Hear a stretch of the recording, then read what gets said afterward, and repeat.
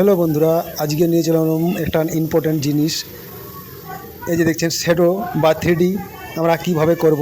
তো ফার্নিচারগুলা যে শ্যাডো টানা হলে দেখতে খুবই সুন্দর হয় এবং খুব সুন্দর একটা লুক দেয় বা খুব লাক্সারি একটা এক্সপেন্সিভ দেখতে লাগে। তো এই যে দেখছেন পুরো ফার্নিচারে বা যে কোনো কাঠের ফার্নিচারে আমরা শ্যাডো টেনে পর আমরা পালিশ করি। তো শ্যাডোটা কীভাবে টানা হয় সেটাই আজকে দেখাবো, বা কাঠটা কীভাবে গুলবো বা কীভাবে দিব আমি সেটা আজকে শেখাবো আমি।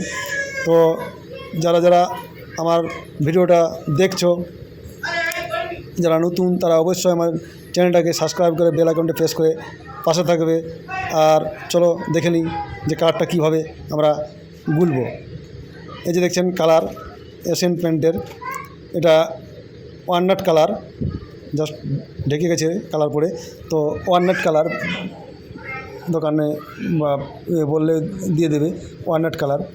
আর এটা হলো ইন্ডিগো কোম্পানির মেহগনি কালার বা রেড ব্রাউন, এটার সঙ্গে মিক্স করে দেবো হালকা করে।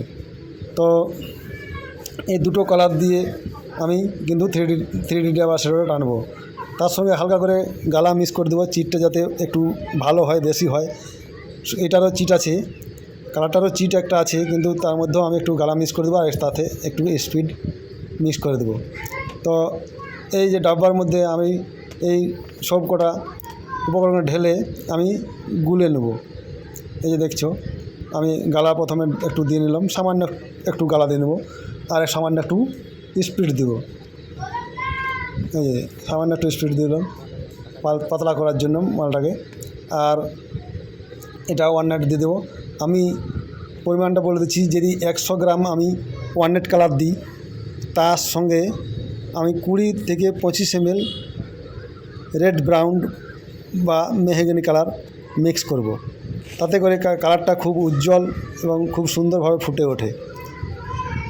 তোমরা যে কোনো কালার মিক্স করতে পারো পার্টির পছন্দ মতো, কোনো অসুবিধা নেই। তবে এই কালারটি বেশি চলে বা এই কালারটি দেখতে ভালো লাগে।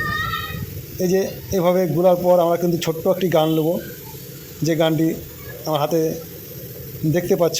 ছোট্ট একটি গান নিয়ে তার মধ্যে ঢেলে আমরা যে সব জায়গাগুলো ডিপ অংশটাতে আমরা ব্যবহার করব কালারটা। তো দেখতে পাচ্ছ যে সব জায়গাগুলো মারছি আমি, এইভাবে কিন্তু ফার্নিচারের উপরে কালারটা দিয়ে নিতে হবে।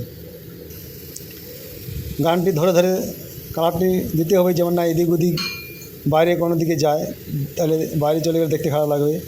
জাস্ট ডিপ অংশটাতে বা ডিজাইন যেসব জায়গাগুলো আছে সেই জায়গাগুলো দেবো, যেমন ডিজাইনটা ফুটে ওঠে বা খুব সহজে জিনিসটা আমাদের চোখে পড়ে। তার জন্য এটা আমার শ্যাডো, যে চোখে পড়ে ভালো লাগে দেখতে, এই জন্য এটা শ্যাডোটা তার জন্যে দেওয়া হয়। তো এভাবে আমরা গান ধরে পেন্সিল গান বা ছোটো গান দিয়ে আমরা শ্যাডোটা টেনে নেব। দেখতে পাচ্ছ যে কালারটা কত সুন্দর হয়ে গেছে। এর উপরে কিন্তু আমি এর পালিশ ব্যবহার করব, যা মেলামাইন পালিশ হোক বা পিউ পালিশ হোক, যে কোনো এর উপরে আমরা ব্যবহার করব। তো প্রতিটা ফার্নিচারে বা ডাইনিং টেবিলে এরকমভাবে প্রতিটাই কালার করার পর কিন্তু আমরা পালিশ করব। তো যদি কারো বুঝতে অসুবিধা হয়ে থাকে অবশ্যই আমাকে কমেন্ট করো, আমি আরও ডিটেলিং একটা ভিডিও বানিয়ে দেবো। চলো দেখা হচ্ছে নেক্সট ভিডিওতে। Thank you.